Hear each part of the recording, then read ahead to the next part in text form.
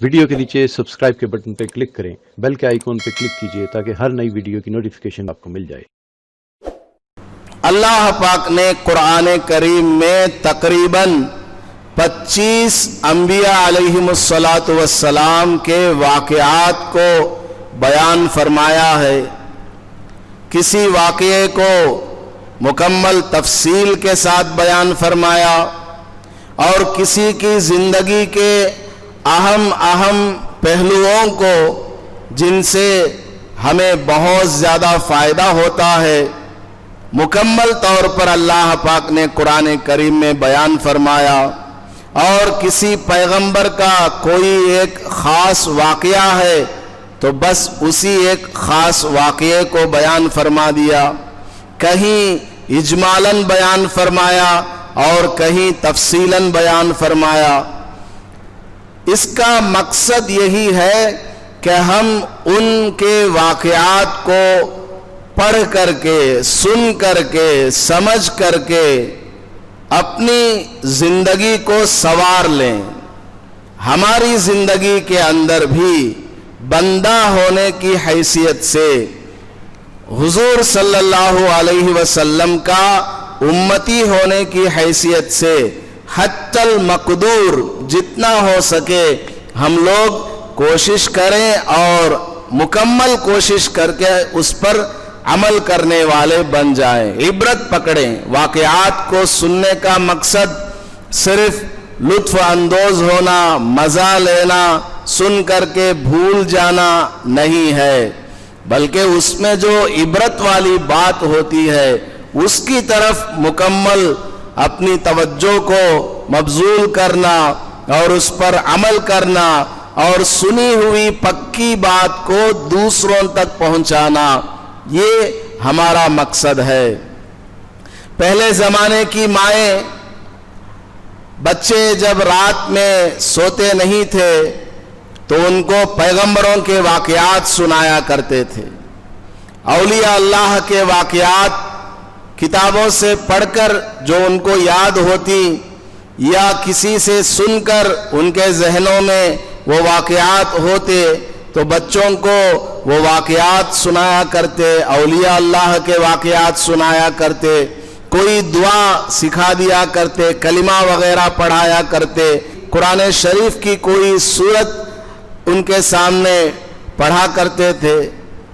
آج کل کی مائیں اور باپ ایسے ہیں جن کو نبیوں کے نام کا بھی پتہ نہیں ہے، نبیوں کے واقعات تو درکنار، نبیوں کے نام سے بھی ہمارا مسلمان آج کا بالکل ناواقف ہے۔ پیغمبروں کے نام کتنے ہیں؟ ایک آدمی سے ہمارے تبلیغی جماعت کے بھائیوں نے گشت کے دوران ایسے ہی بات چیت چل پڑی تو پوچھا کہ ہمارے پیغمبر علیہ الصلاۃ والسلام کا اسم گرامی کیا ہے؟ تو اس آدمی نے بتایا کہ شیخ عبد القادر جیلانی۔ شیخ عبد القادر جیلانی رحمت اللہ علیہ تو بہت جلیل القدر اولیاء میں سے ہیں، وہ بہت بڑے اللہ کے ولی ہیں لیکن وہ نبی نہیں ہیں۔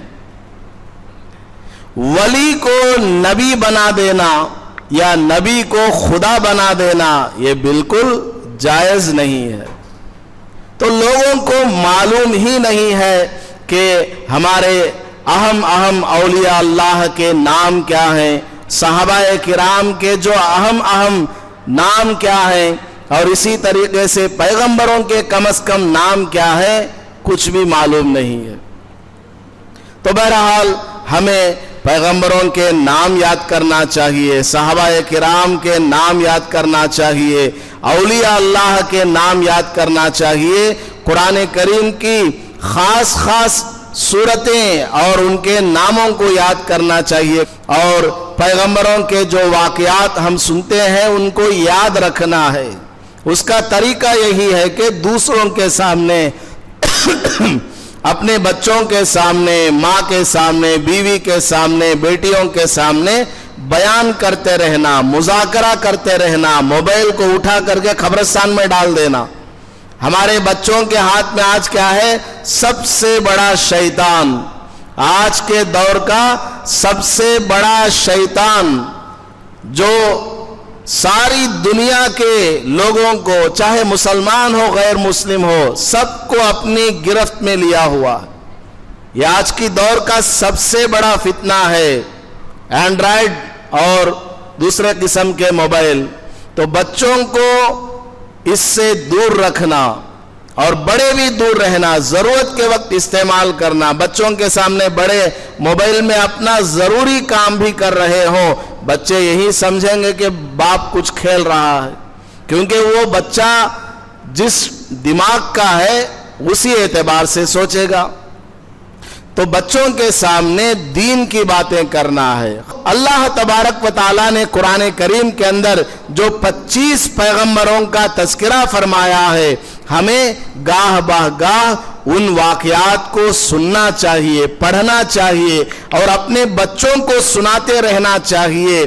یہی چیزیں ہماری زندگی میں عبرت کا سامان ہے۔ ان واقعات کو پڑھیں گے کہ فلاں پیغمبر نے ایسا کیا، حضرت اسماعیل علیہ السلام نے بچپن میں ایسا جواب دیا، انہوں نے اللہ کے گھر کی تعمیر کی، تعمیر کے بعد دعا کی ہے، فلاں فلاں قربانیاں ہیں اور اپنے ایمان کو اس طرح حفاظت کیا ہے۔